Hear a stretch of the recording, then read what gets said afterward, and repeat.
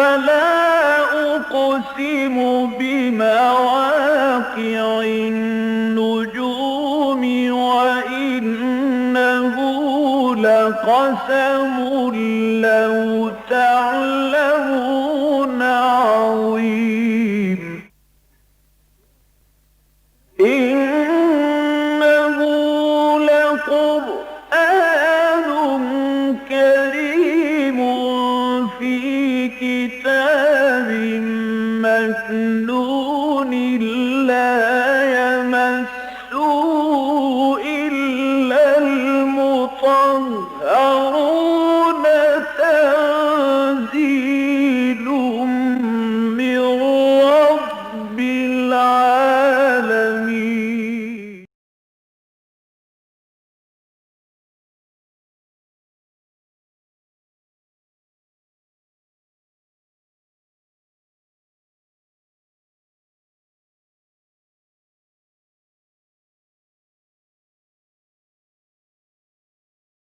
أعوذ بالله من الشيطان الرجيم. بسم الله الرحمن الرحيم. وإذا علم من آياتنا شيئا اتخذها هزوا أولئك لهم عذاب مهين من ورائهم جهنم ولا يغني عنهم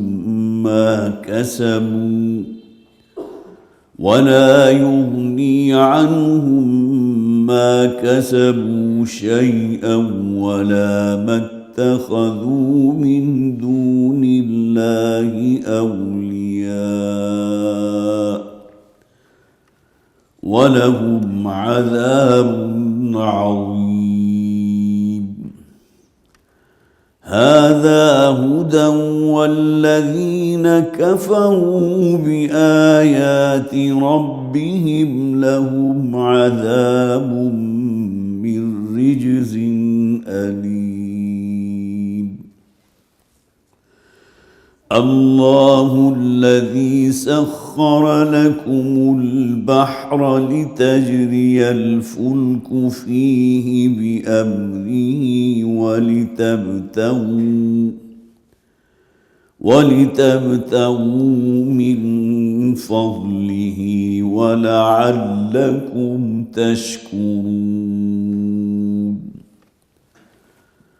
وسخر لكم ما في السماوات وما في الأرض جميعا منه إن في ذلك لآيات لقوم يتفكرون. قل للذين آمنوا يغفروا للذين لا يرجون أيام الله ليجزي قوما بما كانوا يكسبون. من عمل صالحا فلنفسه ومن أساء فعليها ثم إلى ربكم ترجعون. ولقد آتينا بني إسرائيل الكتاب والحكم والنبوة ورزقناهم من الطيبات وفضلناهم على العالمين.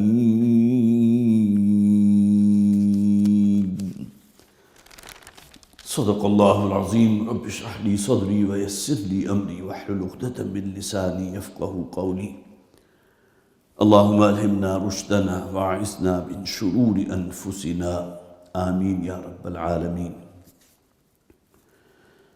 سورہ جاسیہ کی ہم نے ابتدائی 8 آیات پڑھ لی تھی۔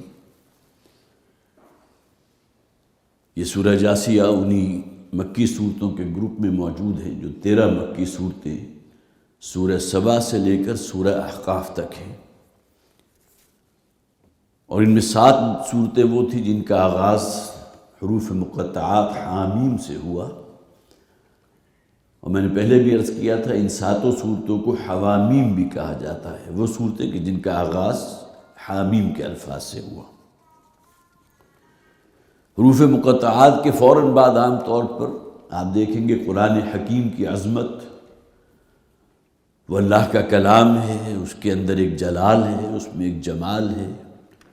یہ کلام اس ہستی کا ہے جو العزیز ہے، الحکیم ہے، جیسا کہ یہاں بھی فرمایا گیا تنزیل الکتاب من اللہ العزیز الحکیم۔ اس کے علاوہ جو آیات ہم پڑھ چکے اس میں خاص طور پر نوٹ کیجئے کہ تذکیر بھی آلاء اللہ کے حوالے سے بہت اہم مضامین ہیں۔ یہ مکی صورتوں کا خاصہ ہے کہ اللہ کی نعمتوں کے حوالے سے اس کائنات پر غور و فکر کرو، اللہ تعالیٰ نے تمہارے لیے کیا کیا بندوبست کیا ہے، کیا کیا اہتمام کیا ہے، خواہ وہ آسمان سے بارش کا نازل ہونا ہو، زمین کے اندر وہ قوت نمو رکھ دی ہے کہ ایک بالکل ڈیڈ سیڈ، مردہ بیج جو ہے وہ ایک تناور درخت کی شکل میں تبدیل ہو جاتا ہے۔ پھر نہ صرف یہ کہ تمہارے رزق کا بندوبست کیا بلکہ جملہ حیوانات کے رزق کا بندوبست بھی اللہ نے کیا ہے۔ یہ تمام چیزیں ہیں جو ان 8 آیات میں ہم نے پڑھی، لہذا نوٹ کیجئے جو تیسری آیت ہے ان فی السماوات والارض لآیات للمؤمنین، یقیناً اس زمین و آسمان پر غور کرنے والوں کے لیے، اور خاص طور وہ جن پہ دل میں ایمان موجود ہے، لآیات للمؤمنین، ان کے لیے بڑی بڑی نشانیاں ہیں اللہ کی معرفت کی، اللہ کی پہچان کی۔ اور اس کے بعد اگلی ہی آیت میں فرمایا گیا وفی خلقکم، تمہاری اپنی تخلیق میں کتنی بڑی نشانیاں ہیں، کیا تم نے خود اپنے آپ کو پیدا کیا؟ پھر ہم نے تمہیں قوت بصارت دی ہے، قوت سماعت دی ہے، تفقہ دیا ہے، غور و فکر کرتے ہو۔ پھر یہ کہ قوت بازو بھی رکھی ہے، شجاعت رکھی ہے، ذہانت دی ہے۔ وفی خلقکم وما یبث من دابۃ، اور کتنے ہی چوپائے اللہ نے پھیلا دیے، کیا ان کی تخلیق تم نے کی ہے؟ جس بھینس کا یا گائے کا یا بکری کا دودھ پیتے ہو، کیا اس بکری کو، بھینس کو، گائے کو تم نے تخلیق کیا تھا؟ تو یہ تمام چیزیں کیا ہیں؟ لآیات لقوم یوقنون۔ اگلی آیت ختم ہوئی کہ یہ بڑی نشانیاں ہیں ان لوگوں کے لیے جو یقین رکھنے والے ہیں، لقوم یوقنون۔ اس کے بعد 2 آیات چھوڑ کر ہم نے جو پڑھا، بلکہ اس سے ہی اگلی ہی آیت میں واختلاف اللیل والنہار، یہ دن اور رات کی جو گردش ایام ہے، لیل و نہار کی جو گردش ہے، اس پر بھی کبھی غور کیا تم نے؟ وما انزل اللہ من السماء، اور آسمان سے اللہ نے جو بارش نازل فرمائی، فاحیا بہ الارض بعد موتہا، اور اسی بارش کے ذریعے اللہ تعالیٰ نے اس زمین کے جو بالکل مردہ ہو چکی تھی اسے زندہ کر دیا، اس میں انواع و اقسام کی چیزیں تمہارے لیے پیدا کر دی۔ وتصریف الریاح، اور یہ ہواؤں کا چلنا، لآیات لقوم یعقلون، یقیناً اس میں نشانیاں ہیں ان لوگوں کے لیے جو عقل سے کام لینے والے ہیں۔ دیکھیں کل 5 آیات ہیں، اور پہلی 2 آیات تو وہ ہیں جو حروف مقطعات اور قرآن کی عظمت پر ہیں، اور اس کے بعد اگلی 3 آیات میں پے در پہ یہ الفاظ ریپیٹ کیے گئے، لآیات للمؤمنین، لآیات لقوم یعقلون، لآیات لقوم یوقنون۔ اس کے بعد فرمائے گا ویل لکل افاک اثیم، تباہی اور بربادی ہے اس شخص کے لیے جو سب کچھ یہ دیکھ رہا ہے، ہر شے اس کی نگاہ کے سامنے ہے، لیکن اس کے باوجود اس نے جھٹلا دیا اللہ کے کلام کو۔ جھوٹ، اس سے بڑا جھوٹا شخص کون ہوگا کہ اس کی فطرت اس بات کی گواہی دے رہی ہے کہ اس کائنات کا ایک خالق اور مالک ہے، اور اس کی حسن تدبیر سے یہ نظام چل رہا ہے، لیکن یہ کہ ویل لکل افاک اثیم یسمع آیات اللہ تتلی علیہ، وہ سنتا ہے اللہ کی آیات کو، اپنے کانوں سے سنتا ہے۔ نہ صرف یہ کہ اپنے کانوں سے سنتا ہے بلکہ محمد رسول اللہ صلی اللہ علیہ وسلم کی زبان سے سنتا ہے۔ ثم یصر مستکبرا، اس کے باوجود ہٹ درمی اور ضد اور جو تقدس ہے ان کے ذہنوں کے اندر اپنے آبائی دین کا، اس پر اس درجے وہ مصر ہے اور اس درجے مستکبر ہو چکا ہے، اس کے اندر گھمنڈ اور غرور اس درجے کا ہے کہ لم یسمع، گویا کہ اس نے کچھ سنا ہی نہیں۔ فبشرہ بعذاب علیم، تو اس شخص کو تو اے نبی صلی اللہ علیہ وسلم آپ نوید سنا دیجئے بہت ہی المناک عذاب کی، بہت دردناک عذاب کی۔ آٹھ آیات مکمل ہوں جن کے خلاصہ میں نے آپ کے سامنے رکھا۔ آگے فرمایا وَإِذَا عَلِمَ مِنْ آيَاتِنَا شَيْئًا اتَّخَذَهَا هُزُوًا، اور جب ہماری آیات میں سے کچھ ان کے علم میں آتی ہے، وہی بات ہے نا کہ جس شخص کے دل کے اندر کوئی کھوٹ یا بیماری ہوگی تو وہ تو منتظر رہتا ہے کسی ایسی آیت کے نازل ہونے کا کہ جس پر وہ اعتراض کر سکے، استہزاء کر سکے، کوئی مذاق اڑا سکے۔ تو اذا علم من آیاتنا، اور ہماری آیات میں سے جب کوئی ایسی آیت اس کے علم میں آتی ہے، اتخذہا ہزوا، تو اس کا وہ تماشا بنا لیتا ہے۔ اب قرآن حکیم میں کتنی ہی آیات ہیں جس کے پس منظر میں واقعات موجود ہیں کہ مشرکین مکہ نے جس طرح استہزاء کیا ہے، جس طرح مذاق اڑایا ہے۔ سورہ بنی اسرائیل میں ذکر موجود ہے نا حضور کے معراج کے سفر کے، جو زمینی سفر ہے۔ جب وہ آیت مبارکہ نازل ہوئی، سورہ بنی اسرائیل مکی صورت ہے، سبحان الذی اسریٰ بعبدہ لیلا من المسجد الحرام الی المسجد الاقصی، بڑی بابرکت اور بہت ہی اعلیٰ ورفع ہے وہ ذات جو اپنے بندے کو راتوں رات، لیلاً، راتوں رات لے گئی مسجد حرام سے مسجد اقصی تک۔ حالانکہ اس زمانے میں تو اس سفر میں کم سے کم 1 ہفتہ 2 ہفتے لگتے ہوں گے، لیکن یہ کہ جب یہ آیا مبارکہ سنی ان مشرکین عرب، مشرکین مکہ نے، تو جو انہوں نے پھر طوفان کھڑا کیا، جو واویلا اٹھایا کہ ہم تو پہلے ہی کہتے تھے کہ ان کا اصل میں معاذ اللہ دماغ چل گیا ہے۔ اب یہ ایسی باتیں کرنے لگے ہیں جو کسی طرح سمجھ میں آنے والی ہیں ہی نہیں، مجنون ہیں، معاذ اللہ ثم معاذ اللہ۔ بہت ہی انہوں نے، جسے آپ کہیے کہ بڑا تمسخر بھی اڑایا، کیسے ممکن ہے کہ راتوں رات جو ہے اللہ اپنے ایک بندے کو لے جائے، وہ مسجد حرام سے مسجد اقصی تک کا 2 ہفتوں کا سفر راتوں رات طے کر لے۔ بڑا مذاق اڑایا گیا۔ اور اسی موقع پر بعض حضرات کے علم میں ہوگا، والد محترم یہ واقعہ سنایا کرتے تھے کہ ابو جہل جو ہے وہ تو خوشی سے بڑا پھولے نہیں سما رہا تھا کہ اب یہ موقع ہے کہ میں لوگوں کو بتاؤں گا کہ جس کو تم نے اپنا نبی قرار دیا اس کا تو دماغ ٹھیک نہیں ہے، معاذ اللہ۔ لہذا لوگوں میں بھی اس نے منادی کی، اور پھر یہ کہ حضرت ابوبکر کے پاس پہنچا، تمہیں معلوم ہے کہ تمہارے صاحب کیا کہہ رہے ہیں کہ وہ راتوں رات جو ہے وہ مسجد حرام سے یہاں مکہ سے لے کر اور بیت المقدس تک کا سفر کر گئے۔ تو حضرت ابوبکر نے کیا کہا؟ اگر انہوں نے کہا ہے تو بالکل سچ کہا ہے۔ صدیق اکبر اسی لیے کہلاتے ہیں نا۔ تو معلوم ہوا کہ یہ جو ہے اس طرح آیات اللہ کا تماشا بنا دینا، اس کا استہزاء اور مذاق اڑانا۔ اسی طرح پچھلی ہی صورت میں ہم نے پڑھا تھا زقوم کے درخت کا ذکر، اس کا بھی تذکرہ ہو چکا۔ جب وہ آیت مبارکہ نازل ہوئی تو پھر وہ تمسخر اور استہزاء اور مذاق، کہ دیکھو جی یہ کیا بات کر رہے ہیں کہ جہنم جہاں آگ ہی آگ ہے اور اس کی تہہ میں سے ایک درخت اگے گا۔ آج تک یہ بات کسی نے کہی ہے جو بقائمی ہوش و حواس کہ آگ میں بھی کوئی درخت اگ سکتا ہے، آگ میں بھی کوئی شے نشو و نما پا سکتی ہے۔ اب اس آیت کو بھی اتخذہا ہزوا، جو الفاظ آئے میں نے ابھی آپ نے کو پڑھ کر سنائے، جب بھی کوئی ایسی آیت نازل ہوتی ہے تو فوراً اس کا مذاق اڑا لیتے ہیں، استہزاء ہے۔ اسی طرح جب سورہ مدثر کی وہ آیت نازل ہوئی تھی، علیہا 19، جہنم پر ہم نے 19 داروغہ فرشتے مقرر کر دیے، تو اس کا بھی مذاق اڑایا کہ چلیے ٹھیک ہے۔ ایک بہت طاقتور شخص وہاں موجود تھا مکہ میں، اس نے کہا ان میں سے کوئی 10-12 کو تو میں سنبھال لوں گا، باقی کا بندوبست تم کر لینا۔ تو وَإِذَا عَلِمَ مِنْ آيَاتِنَا شَيْئًا اتَّخَذَهَا هُزُوًا، جب ان کے علم میں کوئی آیت آتی ہے قرآن کی، کوئی ایسی کہ جس پر یہ کوئی ڈیرا ڈال سکے اور اس کو ہدف تمسخر بنا سکیں، ہدف تنقید بنا سکیں، اتخذها ہزوا، تو اس کو پھر وہ ٹھٹھا اڑاتے ہیں، مذاق اڑاتے ہیں۔ اولئک لہم عذاب مہین، اس وقت تو انہوں نے کچھ مزے بھی لے لیے، لوگوں کے اندر بھی بڑا خوب جو ہے ہوا ہو گئی، خوب تالیاں پیٹ دی، لیکن ذرا یاد رہے انہیں کہ انہیں بہت دردناک اور اہانت والا مہین، انتہائی اہانت آمیز عذاب سے ان کا سابقہ پیش آنے والا ہے۔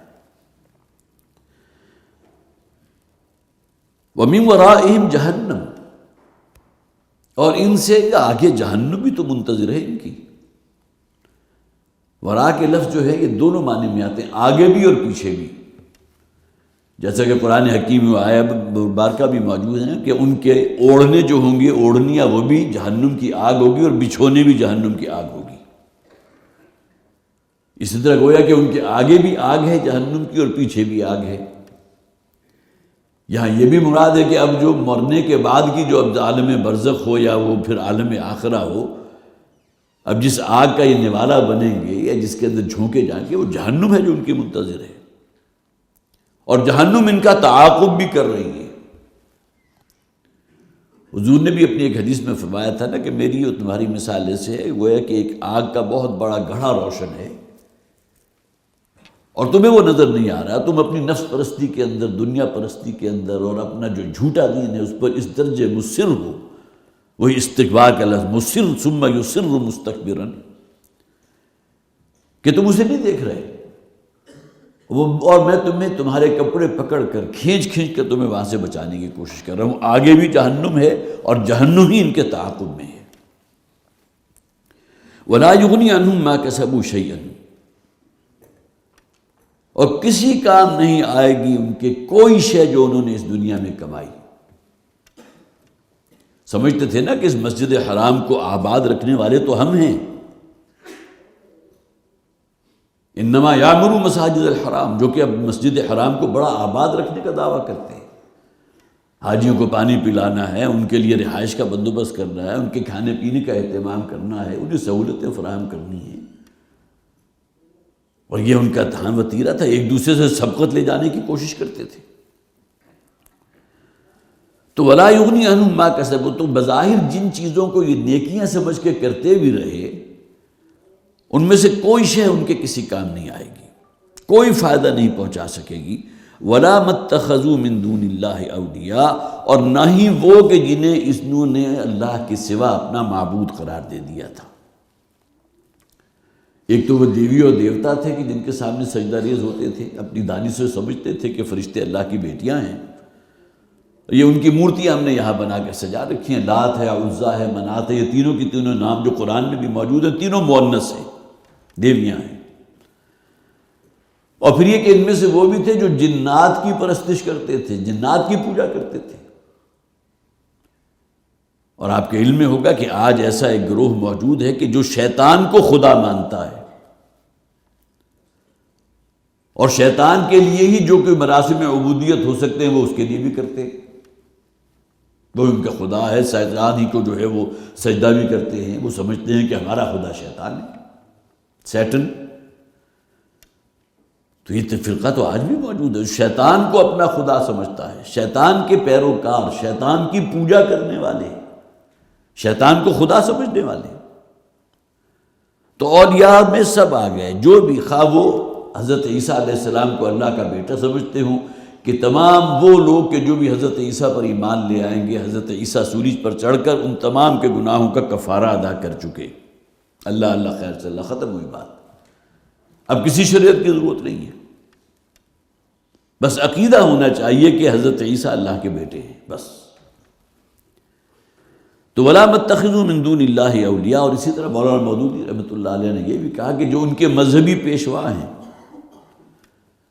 آج بھی آپ کو معلوم ہے مذہب کے نام پر جو بٹوارے ہوتے ہیں، اور جس طرح ایک دوسرے کے خلاف جو ہے وہ دھینگا مشتی ہوتی ہے، اور ایک دوسرے کے خلاف جو ہے کفر کے فتوے لگائے جاتے ہیں، سب کچھ آج بھی ہو رہا ہے نا۔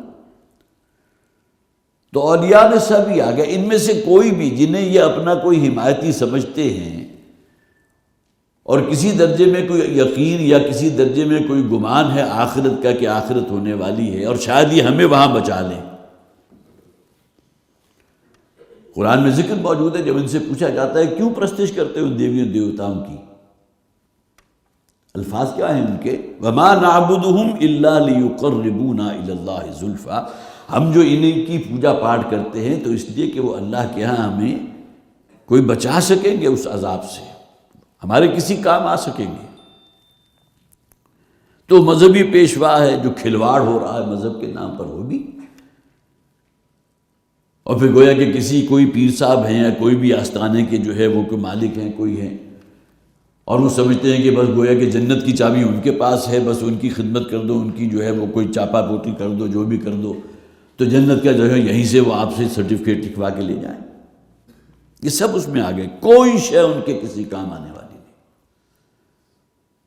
اور اس میں تو آخری بات وہ ہے نا جو محمد رسول اللہ صلی اللہ علیہ وسلم نے ایک موقع پر اپنے قریبی جو اعزا و قارب ہیں انہیں جمع کیا، خاص طور پر خواتین کا ذکر آتا ہے اس حدیث میں، حضرت فاطمہ بھی موجود تھی، حضرت صفیہ جو حضور کی پھوپھی ہیں وہ بھی موجود تھی،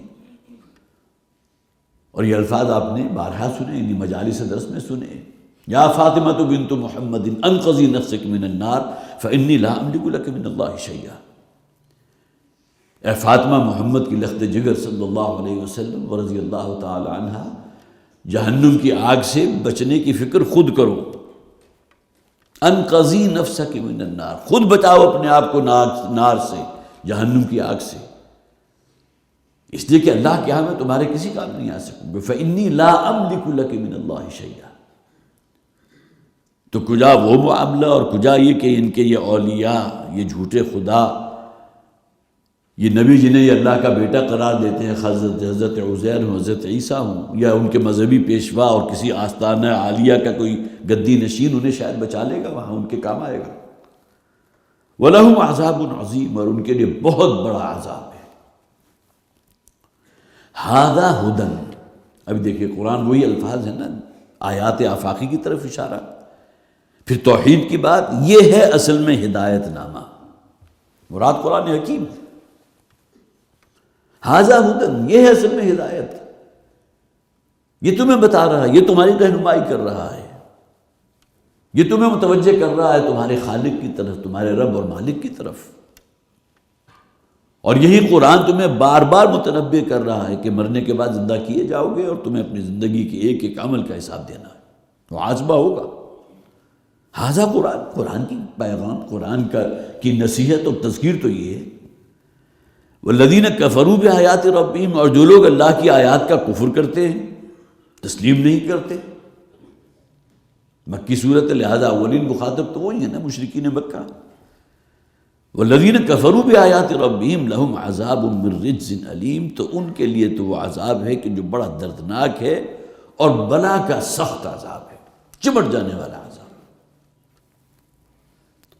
گویا کہ قرآن کے نازل ہونے کے باوجود اور ہر شے مبرہن ہونے کے باوجود اپنی نفس پرستی کے اندر اور اپنے مشرکانہ جو بھی ان کی اوہام پرستی کہہ لیجئے، باطل نظریات کہہ لیجئے، اپنے آبائی دین کو بڑا مقدس سمجھنا، وہ تعصب جو ہے آبائی دین کا وہ کہہ لیجئے، اس کے باوجود اگر وہ اس سے کسی طرح ہٹنے کو تیار نہیں تو ان کے لیے چمٹ جانے والا ایک بلا کا دردناک عذاب منتظر ہے۔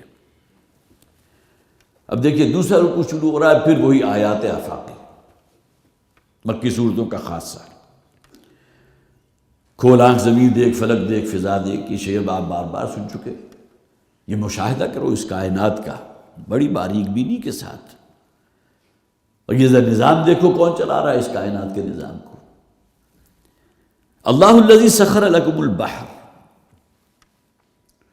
اللہ ہی ہے کہ جس نے تمہارے لیے اس سمندر کو مسخر کر دیا۔ سین، خا اور را یہ مادہ آتا ہے، اس کے لیے 3-4 معنی جو ہے اس کے کیے گئے۔ مسخر کر دینا، گویا کہ کسی کے قابو میں دے دینا۔ اب سمندر ہمارے قابو میں تو نہیں ہے، لہذا دوسرا ترجمہ اس کا کیا کیا گیا کہ تمہارے کام میں لگا دینا۔ سورہ ابراہیم میں آیا وَسَخَّرَ لَكُمُ الشَّمْسَ وَالْقَمَرَ، وہاں ہم یہ ترجمہ تو نہیں کریں کہ اللہ تعالیٰ نے سورج اور چاند کو تمہارے کنٹرول میں دے دیا، تمہارے لیے مسخر کر دیا، تمہارے تابع کر دیا، نہیں، بلکہ یہ سسٹم وہ ہے کہ جو تمہارے لیے اللہ نے وضع کیا ہے۔ جیسے کہ میں نے پچھلی مرتبہ بھی عرض کیا تھا، ایسا نہیں ہے کہ ایک سوئچ ہے جو آن کیا اور آف کیا، رات ہو گئی اور دن ہو گیا، بلکہ بتدریج دن بڑھتا ہے تاکہ ہمارا انسانی جسم ہے نا اس کا عادی ہو سکے۔ ورنہ یہ کہ گھٹا ٹوپ رات ہو اور اچانک جو ہے نصف النہار پر سورج آ جائے تو انسان کی تو آنکھیں ممکن ہے کہ انسان اندھا ہو جائے۔ اس قدر کنٹراسٹ جو ہے وہ شاید انسان کی آنکھ اس کو برداشت بھی نہیں کر سکے گی۔ اسی طرح دن جو ہے سورج چڑھا ہوا ہے خوب نصف النہار پر، اچانک رات ہو جائے، نہیں، اللہ تعالیٰ نے تدریج رکھی ہے۔ یہ اللہ تعالیٰ کی جو تخلیق ہے بڑی حکمت کے ساتھ ہے، اس میں ایک تدریج ہے۔ تو سخر کے معنی یہ بھی ہیں کہ مسخر کر دینا، وہی معنی کہ تمہارے کام میں لگا دینا، تمہارے تابع کر دینا۔ سخر لکم الشمس والقمر وسخر لکم اللیل والنہار، اسی طرح رات اور دن اللہ نے تمہارے تابع نہیں کیے بلکہ تمہاری ضرورت کے لیے لگا دیے۔ رات اس لیے تاکہ تم اس میں آرام کا حاصل کر سکو، دن بھر کی کھوئی ہوئی جو توانائی ہے، جس طرح تم نے ایک لدو اونٹ کی طرح محنت کی ہے، اب رات کے چند گھنٹے ہوں گے، 6-7 گھنٹے کے، اس میں آپ نے وہ اپنی تمام انرجی دوبارہ ریگین کر لی۔ یہ اللہ کا نظام ہے۔ سخر لکم اللیل والنہار، رات اور دن بھی اللہ نے تمہارے لیے مسخر کیے، تمہارے کام میں لگا دیے۔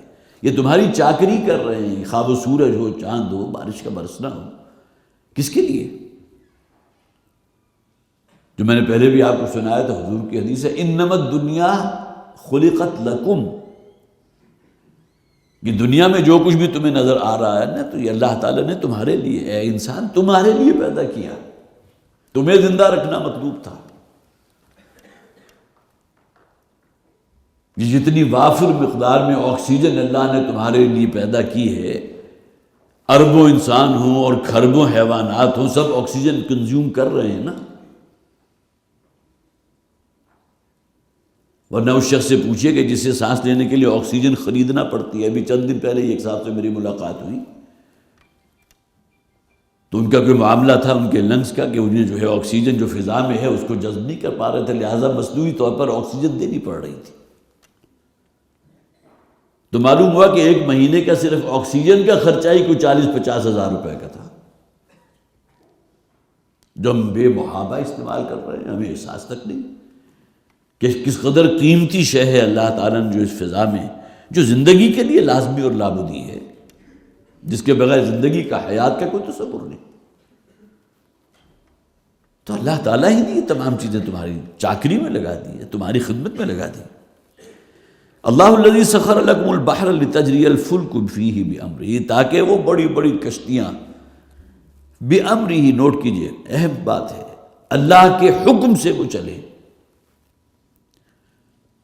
اول تو یہ قانون اللہ نے جو بنایا کہ سمندر میں آپ نے ایک چھوٹا سا پتھر ڈالا وہ تو ڈوب جائے گا، اور ہزاروں ٹن وزنی، ہزاروں نہیں بلکہ شاید لاکھوں ٹن وزنی میلی جہاز جو ہیں وہ اس کی سطح پر تیر رہے ہیں۔ نظام کس نے بنایا؟ اللہ نے بنایا۔ تو سخر لکم البحر لتجری الفلک، اس کا ایک مشاہدہ تم کرتے ہو، تمہارے بڑے بڑے بادبانی جو بیڑے ہیں وہ رواں دواں ہیں، ہوا کے دوش پر چل رہے ہیں، بِأَمْرِهِ، اللہ کے حکم سے۔ جیسے کہ قرآن حکیم میں اللہ اگر حکم دے تو سورج وہی کھڑا رہ جائے اور پھر قیامت تک رات نہیں آئے گی۔ اب اگر گویا کہ ہر وقت ہی دن کے 12 بجے رہیں یا رات کے 12 بجے رہیں تو ہوگا کیا؟ یہ جو گردش لیل و نہار ہے کس کے حکم سے ہو رہی ہے؟ اللہ کے حکم سے۔ تو بِأَمْرِهِ، وہ بادبانی جہاز جو تمہارا جو ہے وہ مال برداری کا جو کام کر رہے ہیں، ایک اونٹ کتنا وزن لے کر جا سکے گا؟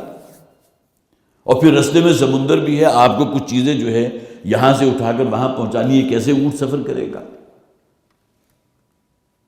اور سینکڑوں اونٹوں کا سامان آپ نے ایک ہی اس بادبانی جہاز کے اندر، اس زمانے کی بات کر رہا ہوں جو بڑے بڑے جو ہے وہ پتوار ہوا کرتے تھے، بڑے بڑے بادبان، اور اللہ کے حکم سے ہوا کے دوش پر وہ اپنی منزل کی طرف چلے جا رہے ہیں، رواں دواں ہیں۔ تو یہ بھی تو اس کی آیات میں سے ہے نا، اللہ الذی سخر لکم البحر لتجری الفلک فیہ بامرہ ولتبتغوا من فضلہ، اور تاکہ تم اللہ کا فضل، اپنے لیے روزی کا بندوبست کر سکو۔ اب جس کی وہ بادبانی کشتی ہے اس کے لیے بھی روزگار کا بندوبست ہو گیا، پھر جو سامان رسد جا رہا ہے ادھر سے ادھر تک وہ ایک تجارت کا ذریعہ بن رہا ہے، معاش کا ذریعہ بن رہا ہے۔ پھر یہی سمندر ہے کہ بعض لوگوں کی جو ہے روزی اس طرح لگی ہوئی ہے کہ وہ اس کی تہہ میں سے جا کر سیپیاں نکال کر لاتے ہیں اور وہاں سے بڑے قیمتی موتی وہ حاصل کر لیتے ہیں، اور وہ ان کی تجارت کا ذریعہ ہے، یہ ہمیشہ سے رہی ہے۔ بڑے قیمتی پتھر موجود ہیں سمندر کی تہہ میں، اور سب سے بڑھ کر یہ کہ تمہارے کھانے کے لیے وَلَحْمًا طَرِيًّا، بڑا تر و تازہ گوشت اللہ نے اس سمندر میں اتنی وافر مقدار میں پیدا کر دیا۔ اب کوئی ایک چیز ہو تو انسان گنے نا، صرف سمندر کا ذکر ہے۔ اللہ الذی سخر لکم البحر لتجری الفلک بامرہ ولتبتغوا من فضلہ، تاکہ تم اپنے لیے اللہ کا فضل تلاش کر سکو۔ یہ تمہارا ذریعہ معاش بھی ہے، روزی کا بندوبست بھی ہے۔ غوطہ خور جو ہیں اسی کے ذریعے پیسے کما رہے ہیں، قیمتی موتی جو ہے تیسے برآمد کر کے فروخت کر رہے ہیں۔ وَلَعَلَّكُمْ تَشْكُرُونَ، اور تاکہ تم اللہ کے شکر گزار بنو۔ لیکن ظاہر ہے کہ شکر گزاری تو اسی کے دل میں پیدا ہوگی نا جس کے دل میں اللہ کی کوئی معرفت ہو، کوئی ایمان ہو، اللہ کے احسانات اس کے پیش نظر ہوں۔ اور قرآن حکیم کی آپ تلاوت کیجئے تو بار بار ہر چند صفحے کے بعد جو ہے انہی باتوں کا ذکر ہے، تاکہ وہ جو ہے ایک معرفت کا جذبہ انسان کے اندر برقرار رہے، اللہ کی یاد موجود رہے۔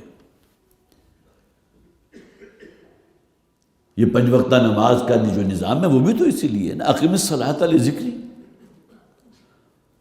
اور نماز کا سب سے بڑا جسے آپ کہیے طوالت کے اعتبار سے رکن وہ قیام ہے، اور قیام میں قرآن حکیم کی تلاوت ہے تاکہ ایمان کی آبیاری ہوتی رہے۔ وَلَعَلَّكُمْ تَشْكُرُونَ، اب یہ تمام نعمتیں ان کو باور کرنا اور پھر ان پر اللہ کا شکر گزاری کا رویہ اختیار کرنا۔ شکر باللسان بھی ہے اور شکر بالقلب بھی ہے۔ آپ کو معلوم ہے زبان سے الحمدللہ کے الفاظ ہیں، یہ گویا کہ اظہار ہے اپنے الفاظ میں تشکر کا،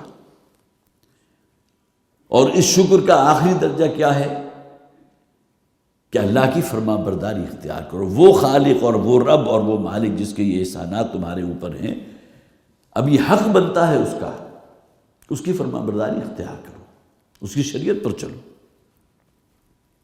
وَسَخَّرَ لَكُم مَّا فِي السَّمَاوَاتِ وَمَا فِي الْأَرْضِ، اور اس نے مسخر کر دیا تمہارے لیے جو کچھ زمین و آسمان میں ہے۔ وہی بات جو جیسا کہ میں نے پہلے عرض کی، ابھی تو ہمارے مشاہدے میں وہی چیزیں نا جو ہماری نگاہوں کے سامنے اس زمین پر جو کچھ بھی ہے ہم دیکھ رہے ہیں اپنی آنکھوں سے۔ پھر جو پروٹیکشن اللہ تعالیٰ نے ہماری ایک حفاظتی خول ہمارے اس زمین کے گرد بنا دیا، ایک وہ ہوائی کرہ ہے کہ بڑے بڑے شہابیے جو ہے وہ آتے ہیں۔ آپ نے اکثر اخبار میں سنا بھی ہوگا کہ کوئی شہاب ثاقب جو ہے وہ بس گرا چاہتا ہے زمین پر، اور اگر کہیں وہ ٹکرا گیا زمین کے ساتھ تو یہ تباہی ہوگی کہ اتنے 1000 ایٹم بم سے بھی بڑھ کر جو ہے وہ دھماکہ ہوگا، اور اس کے نتیجے میں جو تباہی ہوگی وہ ایٹم بم بھی نہیں کر سکتے۔ لیکن آپ دیکھ لیجئے کہ کتنے سالوں سے، ہزاروں لاکھوں سالوں سے اللہ تعالیٰ نے اس کرۂ ارض کی حفاظت کے لیے کیا بندوبست کیا کہ جو شے بھی بڑھتی ہے اس کی طرف وہ ہوائی کرے سے ٹکرا کر اور دوبارہ ریفلیکٹ ہو جاتی ہے، بھسم ہو جاتی ہے۔ اب تو سائنس بھی یہی کہتی ہے نا، جو ہمیں عام طور پر شہاب ثاقب نظر آتے ہیں تو اس کے بارے میں تعویل کیا کی جاتی ہے؟ کوئی یہ شہابیہ تھا، کوئی بہت بڑا کوئی چٹان تھی جو خلا میں، جو جس طرح ہماری زمین ہے اسی طرح بڑی بڑی، اور اتنی بڑی نہیں تو اس سے بہرحال چھوٹے بڑے بڑے جو ہے پہاڑ یا چٹانیں بھی موجود ہیں، بڑے بڑے پتھر موجود ہیں۔ وہ جب زمین کی فضا میں ہوائی کرے میں داخل ہوتے ہیں تو وہ اس کرے کی رگڑ کو برداشت نہیں کرتے ہوئے وہ جل جاتے ہیں۔ وہ آپ کو جو آگ بگولا جو نظر آتا ہے، بگولا سا آسمان پر، شہاب ثاقب جسے آپ کہتے ہیں، تو اس کی تعویل یہ بھی کی کہ بہرحال اور بھی بہت سی تعویلیں ہیں، کیوں گیسز ہیں کہ جس کی وجہ سے یہ پیدا ہو جاتی ہے، واللہ اعلم۔ اور اسی طرح اوزون کی ایک پوری لیئر ہے جو اللہ تعالیٰ نے ہماری حفاظت کے لیے زمین کے گرد، اب اس کے اندر سوراخ ہونے شروع ہو گئے۔ یہاں جو پولیوشن ہے، یہاں کی انڈسٹری جو ہے، یہاں کا ٹیمپریچر جو ہے، اور جس طرح کی پولیوشن ہو رہی ہے، جس طرح درختوں کو بے دریغ کاٹا جا رہا ہے، اوزون جو ہے وہ آکسیجن ہی کی انتہائی لائٹ فارم ہے نا، تو وہ اوزون کی ایک پوری لیئر ہے، ایک پورا کور ہے کہ جو اللہ تعالیٰ نے شیلٹر کی صورت میں اس زمین کے گرد قائم کر دیا. اس کی ایک طرف سورج کی وہ جو تابکاری شعاعیں ہیں ان کو وہ ریفلیکٹ کر دیتی ہے، ورنہ اس کی وجہ سے تو انسانوں کو کینسر ہو جائے. اور اب اگر یہ ہوائی کرہ جو ہے یا اوزون کی جو لیئر ہے حفاظتی، اگر اس میں اور شگاف بڑھتے رہے تو وہ دن دور نہیں ہے کہ جب کہ وہ جو انتہائی مہلک اور تابکار قسم کی شعاعیں ہیں، جو ریز ہیں سورج کی، وہ انسانوں کو بالکل ختم کر دیں. وَسَخَّرَ لَكُم مَّا فِي السَّمَاوَاتِ، زمین و آسمان میں ہر چہار طرف جو شے بھی اللہ نے تمہارے لیے، تمہاری حفاظت کے لیے، تمہاری بقا کے لیے، تمہاری زندگی کے لیے. وَسَخَّرَ لَكُم مَّا فِي السَّمَاوَاتِ وَمَا فِي الْأَرْضِ جَمِيعًا، سب کی سب، منہ، اور خاص یہ اللہ کا عطیہ ہے جو تمہیں دیا گیا. اس کے لیے ہم نے کوئی محنت نہیں کی. وہ اوزون کی لیئر یا یہ ہوائی کرے کے لیے ہم نے کیا کیا؟ یہ جو آپ کے کھیت لہلہا رہے ہوتے اس میں ہم کیا کرتے ہیں؟ زیادہ سے زیادہ یہی کیا نا کسان نے کہ بیج زمین میں ڈال دیا، اور اس کے بعد پھر وہ پوری کی پوری فصل جو آپ کو حاصل ہو رہی ہے، کیا اس میں کیا ہمارا کوئی کمال ہے؟ اب تو وہ ٹربائنز ہیں، ٹیوب ویلز ہیں، اور اس کے ذریعے ہم جو ہے پاشی کے نظام کو بہتر سے بہتر کر لیتے ہیں. لیکن جب تک یہ چیزیں نہیں تھیں، انسان تھے نا موجود، زندہ تھے، آسمان سے بارش نازل ہوتی تھی، پھر وہ کہیں اگر پانی جمع ہو گیا تو وہ جھیل کی صورت میں جو ہے اپنے ان جگہوں تک پہنچ رہا ہے جہاں تک گویا کہ ان کی فصل کی تک رسائی حاصل کر رہا ہے. یہ تمام چیزیں ایک انتہائی، جیسا کہ ہم نے بالکل شروع میں پڑھا تھا، العزیز الحکیم، جو زبردست بڑی قوت والا بھی ہے اور انتہائی حکمت والا بھی ہے. تو وَسَخَّرَ لَكُم مَّا فِي السَّمَاوَاتِ وَمَا فِي الْأَرْضِ جَمِيعًا مِّنْهُ، خاص اس کی طرف سے یہ بغیر کسی قیمت کے اجرت کے تمام عطیات ہیں جو اللہ نے تمہیں دیے. اس وسیع پیمانے پر یہاں آکسیجن اللہ نے پیدا کر دی جس کے لیے تمہیں دھیلا خرچ نہیں کرنا پڑتا. جیسا کہ میں نے عرض کیا تھا، جب اگر آپ بازار سے آکسیجن خریدنے جائیں گے تو پتہ چلے گا ایک سلنڈر کتنے میں ملتا ہے اور کتنی دیر میں وہ ختم ہو جاتا ہے. ان فی ذلک لآیات لقوم یتفکرون. اب دیکھیے چوتھی مرتبہ آ رہا ہے. سب سے پہلے ہم نے کیا پڑھا تھا؟ ان فی السماوات والارض لآیات للمؤمنین، جن کے دل میں ایمان ہے انہیں زمین و آسمان میں اللہ کی قدرت کے بڑے بڑے مشاہدات ہوتے ہیں، نشانیاں ہیں اس کی معرفت، اس کی پہچان کی.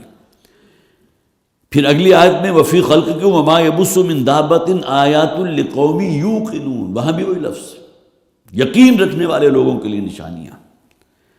پھر اس سے اگلی آیت میں طویل آیت آخر میں فرمایا ان فی ذلک لآیات لقوم یعقلون، عقل والے، دانش والے، غور و فکر سے کام لینے والے، ان کے لیے نشانیاں ہیں. اب چوتھی مرتبہ وہی الفاظ آ رہے ہیں، ان فی ذلک لآیات، یہ الفاظ بالکل وہی ہیں، لقوم یتفکرون، ان لوگوں کے لیے نشانیاں ہیں جو کوئی غور و فکر کرتے ہیں، کچھ سوچ بچار کرتے ہیں، کوئی عقل و دانش ان کے اندر موجود ہے، کچھ سمجھنے والے لوگ ہیں. قل للذین آمنوا یغفروا للذین لا یرجون ایام اللہ، اے نبی کہہ دیجئے ان لوگوں سے جو ایمان لا چکے ہیں. مکی صورت ہے، اس وقت تک ممکن ہے 70-80 افراد یا 100 کے لگ بھگ ایمان لا چکے ہوں. اب ان کے ساتھ جو سلوک ہو رہا تھا، جو ٹارچر کیا جا رہا تھا، جس طرح تنگ کیا جا رہا تھا، عرصہ حیات ان پر جس طرح تنگ ہو رہا تھا، 20 مثالیں موجود ہیں. حضرت بلال کی مثال لے لیجئے، حضرت خباب بن ارت کی مثال لے لیجئے، حضرت یاسر کی مثال لے لیجئے، حضرت سمیہ کی مثال لے لیں. اور پھر اگر عمراء کے طبقے میں دیکھیں تو حضرت عثمان رضی اللہ تعالیٰ عنہ، حضرت ابوبکر کو اتنا مارا کہ اپنی دانش میں مردہ سمجھ کر وہاں سے گئے. یہ سلوک کیا ابوبکر کے ساتھ رضی اللہ تعالیٰ عنہ. تو اس پورے ماحول کو ذہن میں رکھیے. اے نبی ان سے کہہ دیجئے درگزر کریں ان کی ان حرکتوں کو. حالانکہ یہ کہنا بھی آسان کام نہیں ہے، ورنہ کسی شخص کو اگر اپنی جان جاتی نظر آ رہی ہو تو وہ کم سے کم یہ کہ اپنی ذاتی بقا کے لیے یا اپنی حفاظت کے لیے وہ کم سے کم اقدام تو کرے گا نا. ممکن ہے 1-2 کو مار کر وہ مرے یا کچھ زخمی تو کرے گا نہیں، بلکہ حکم کیا تھا؟ کفو ایدیکم، اپنے ہاتھوں کو بندے رکھو، تمہیں اپنی حفاظت کے لیے بھی ہاتھ نہیں اٹھانا۔ لیکن پھر جب ہجرت ہو گئی اور مدینہ حضور منتقل ہو گئے تو اب اجازت دے دی گئی، اب تمہیں اینٹ کا جواب پتھر سے دینے کی اجازت ہے۔ اینٹ تو اگر کوئی شخص پھینکے گا تو کہاں تک جائے گی، لیکن پتھر تو بہت دور تک جا سکتا ہے نا، اس کی مار تو زیادہ ہے۔ اب خون کا بدلہ خون سے لیا جائے گا۔ غزوہ بدر اس کی سب سے بڑی مثال۔ وہ جو بڑے بڑے لیڈر تھے ان میں سے 70 کی تعداد تھی نا کہ جو قتل ہوئی، جہنم واصل ہوئی میدان بدر میں۔ لیکن یہ بھی اس دور کے لیے قُلْ لِلَّذِينَ آمَنُوا يَغْفِرُوا لِلَّذِينَ لَا يَرْجُونَ أَيَّامَ اللَّهِ، اے نبی کہہ دیجئے ان لوگوں سے جو ایمان لائے ہیں درگزر کریں، یغفروا، یہ نہیں کہ ان کے لیے دعائے مغفرت کریں۔ ٹھیک ہے، ہدایت کی دعا تو حضور ابو جہل کے لیے بھی کرتے تھے نا، حضرت عمر کے لیے کی تو وہ قبول ہو گئی بارگاہ الہی میں، حضرت عمر اسلام قبول کر لیا لیکن ابو جہل کا معاملہ تو نہیں رہا۔ ابو جہل کے بارے میں تو خود حضور نے فرمایا کہ ھذا فرعون ھذہ الامہ، یہ تو امت کا، جس قوم کی طرف میں بھیجا گیا ہوں جو میرے مخالفین ان کا فرعون ہے۔ تو قل للذین آمنوا، اے نبی کہہ دیجئے ان لوگوں سے جو ایمان لائیں، یغفروا للذین لا یرجون ایام اللہ، کے درگزر کریں، صرف نظر کریں، چشم پوشی کریں، ان کا جو ظلم ہے، جو زیادتی ہے اللہ دیکھ رہا ہے، اور وہ وقت زیادہ دور نہیں جبکہ اللہ تعالیٰ ان کو بھی سزا دے گا اور تمہارے اس صبر کا بھرپور ریوارڈ تمہیں دے گا۔ اس کا ذکر آ رہا ہے اسی آیت کے آخر میں، یغفروا للذین لا یرجون ایام اللہ، درگزر کریں ان لوگوں کے معاملے میں یا ان لوگوں کے ضمن میں کہ جو ایام اللہ کی امید نہیں رکھتے، جو اس تصور کو بھلا چکے ہیں کہ کوئی دن عذاب کا بھی ان پر آ سکتا ہے۔ ایام اللہ، یہ دو اصطلاحات قرآن حکیم میں استعمال ہوتی ہیں، آلاء اللہ اور آلاء ایام اللہ۔ اللہ کی نعمتوں کے حوالے سے تذکیر بآلاء اللہ، ابھی جن کا ذکر ہم نے پڑھا ہے، اللہ کے احسانات جو تمہارے اوپر ہیں اس کے حوالے سے اللہ کی معرفت، اللہ کو یاد رکھنا، اور ایام اللہ وہ دن کے جن میں اللہ تعالیٰ نے اپنا عذاب نازل کیا، گویا کہ بڑے بڑے دن۔ اب ایک ہی دن تھا نا کہ جو فرعونیوں کے لیے تو ایام اللہ اس معنی میں بن گیا کہ تمام فرعونی غرق کر دیے گئے، لیکن بنی اسرائیل کے لیے اس اعتبار سے کہ انہیں خوشی اس بات کی ہوئی کہ ان کا سب سے بڑا دشمن وہ سب کے سب غرق کر دیے گئے، گویا کہ وہی دن بنی اسرائیل کے لیے خوشی کا دن تھا کہ اللہ تعالیٰ نے بنی اسرائیل کو فرعون کے ظلم اور استبداد سے نجات عطا کی، اور فرعونیوں کے لیے وہ ہلاکت کا دن تھا۔ تو جنہیں امید نہیں ہے، جو توقع نہیں رکھتے، وہ جو شاید اللہ کی پکڑ سے، اللہ کے عذاب سے بالکل نچت ہو چکے ہیں، جیسے کہ فرمایا گیا نا قرآن میں، جو اللہ سے ملاقات کی امید رکھنے والے ہیں، الذین یرجون لقاء اللہ، جو اللہ کی ملاقات کے امیدوار ہیں وہ اہل ایمان ہیں، اور جنہوں نے اس تصور کو پس پوش ڈال دیا کوئی دن آنے والا نہیں ہے، کوئی ملاقات کا دن نہیں ہے، الذین لا یرجون لقاءنا، جو ہم سے ملاقات کے امیدوار ہی نہیں ہیں، گویا کہ انہیں توقع ہی نہیں ہے، ان کے ہاں وہ تصور ہی موجود نہیں کہ ایک دن آئے گا کہ جب کہ انہیں ان کے رب کے حضور کھڑا کر دیا جائے گا۔ تو یہ وہ لوگ ہیں، نبی صلی اللہ علیہ وسلم کہہ دیجئے اہل ایمان سے کہ وہ ذرا درگزر کریں، صرف نظر کریں، کب تک کا معاملہ ہے ان کا۔ انشاءاللہ بہت جلد وہ وقت آنے والا ہے کہ اللہ تعالیٰ جو ہے ان مجرموں کی سرکوبی کرے گا، اور وہ 70 کی تعداد میں وہ ہوئی، پہلا عذاب کا کوڑا ان کے پیٹھ پر برسا۔ لیجزی قوما بما كانوا یکسبون، تاکہ اللہ تعالیٰ اس قوم کو جو ان کا کسب ہے اس کا جزا دے۔ جزا اچھے معنی میں بھی ہے، جس طرح بشارت کا لفظ فبشرہ بعذاب علیم، انہیں بشارت دے دیجئے، خوشخبری دے دیجئے بہت دردناک عذاب کی، لیکن یہ کہ خوشخبری تو نہیں ہے بلکہ یہ تو بدخبری ہے ان کے لیے۔ تو اسی طرح لیجزی قوما، اس میں دونوں ہی معنی کیے گئے۔ بعض حضرات نے یہ بھی کہا ہے کہ تاکہ وہ جو کافر ہیں، جو تنگ کر رہے ہیں، جو ستا رہے ہیں مسلمانوں کو، ان کو جو ہے بھرپور سزا دے۔ یہ بھی تو جزا ہے نا اللہ کی طرف سے ان کے لیے۔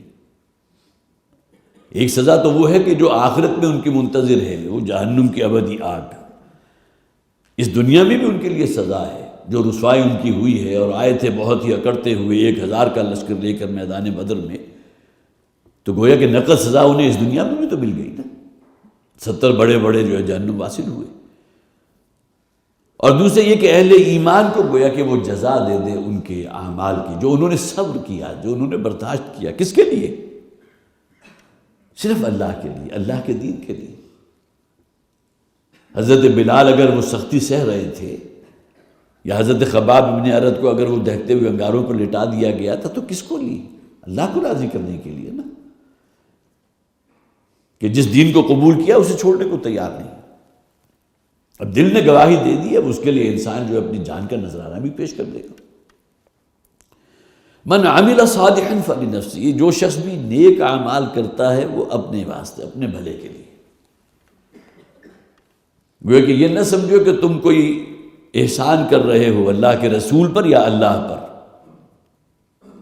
ایمان لانے کے بعد اگر کوئی بدو یہ سمجھتا ہے، اس کا ذکر سورہ حجرات کے آخر میں بھی ہے، یمنون علیک ان اسلموا قل لا تمنوا علی اسلامکم۔ اے نبی صلی اللہ علیہ وسلم، یہ بادیہ نشین، یہ بدو آ کر بڑا احسان دھرتے ہیں آپ کے اوپر کہ ہم آپ پر ایمان لائے ہیں، آپ ہمارا احسان مند ہونا چاہیے ہمیں، آپ کو ہمارا۔ قل، اے نبی آپ کہہ دیجئے، لا تمنوا علی اسلامکم، میرے اوپر اپنے اسلام اور ایمان لانے کی دھونس نہ جماؤ، بلکہ اگر واقعتاً تمہارے اندر کوئی احساس ہے، وَلِلَّهُ يَمُنُّ عَلَيْكُمْ أَنْ هَدَاكُمْ لِلْإِيمَانِ، بلکہ اصل احسان تو اللہ کا ہے کہ اس نے تمہیں ایمان اور اسلام جیسی دولت عطا فرما دی، اصل احسان تو اس کا مانو۔ تم یہ اسلام میں داخل ہونے کے بعد سمجھ رہے ہو کہ ہمارا بڑا احسان ہے محمد پر صلی اللہ علیہ وسلم یا اللہ پر، تو من عمل صالحا فلنفسہ، جو کوئی بھی نیک عمل کرتا ہے، نیکی کماتا ہے، وہ اپنے بھلے کے لیے کر رہا ہے، وہ اسی کے کام آنے والی ہے، وہ کسی پر کوئی احسان نہیں کر رہا۔